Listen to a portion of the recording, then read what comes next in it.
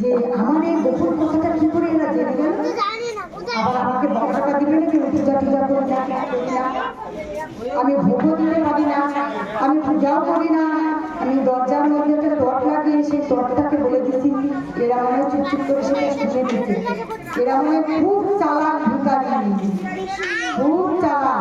তখন বলছি কেন বাবা, এখন তো সন্ধ্যা হয়ে গেছে, এখন আমরা ভিক্ষা দিতে পারবো না। তখন বলছে না না বাবা, আমরা ভিক্ষা চাইছি না, তুমি যে বলেছিলে তুমি এসে কি গল্প করবে আমার সাথে, তুমি যে বলে গেলে।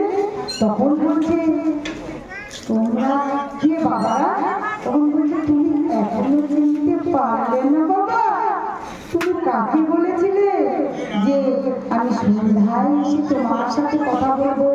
তখন সেই ভক্তের চোখ নাসিকা কণ্ঠেন্দ্রিয় সব খুলে গেল। যাওয়ার পরে দেখি সেই তো ওই দয়াল হরি আমার এই ভাঙ্গা কুটিরে এসেছে।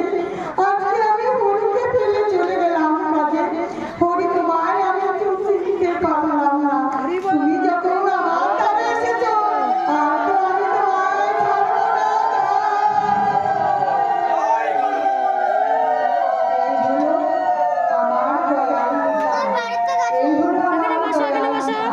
যারা আগে মায়েরা তাহলে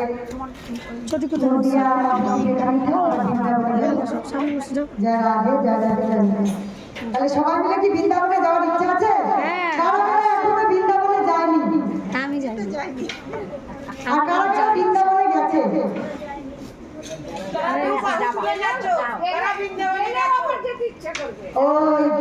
এটাই হলো আসল কথা। বৃন্দাবনে যদি আমরা যাই না, বৃন্দাবনে এত মধু, এত মধু, এত মধু, বারবার আমাদেরকে আর সে বৃন্দাবন কোথায় জানো না? যেখানে যেখানে যেখানে নাম চলে, যেখানে আমার ভক্তবৃন্দ, সেটাই হয় মধুর বৃন্দাবন। তাহলে আজকে সবাই মিলে আমরা বৃন্দাবনে যাব। আর বৃন্দাবনে যখন যাব তখন আমরা কাকে ডাকবো? ডাকবো রাধারানীকে। তাহলে রাধারানী কৃপা না করলে আমরা বৃন্দাবনে যেতে পারবো না। তাই জন্যে রাধারানীকে আগে স্মরণ করতে হবে। রাধা কৃপা করলে তবেই কৃপা করবে, তবেই আমাদের বৃন্দাবন দর্শন হবে। তাহলে আমরা রাধারানীকে আগে ডাকবেন। জয় রাধে রাধে গোবিন্দ রাধে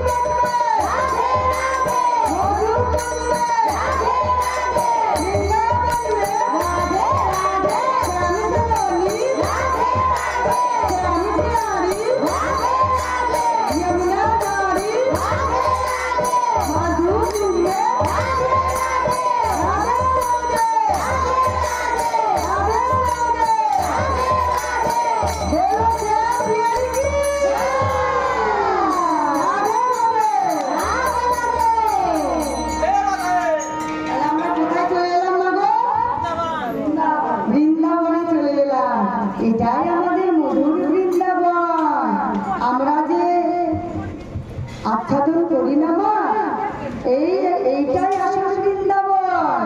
কারণ বৃন্দাবনে কে আছে? রাধারানী। আমাদের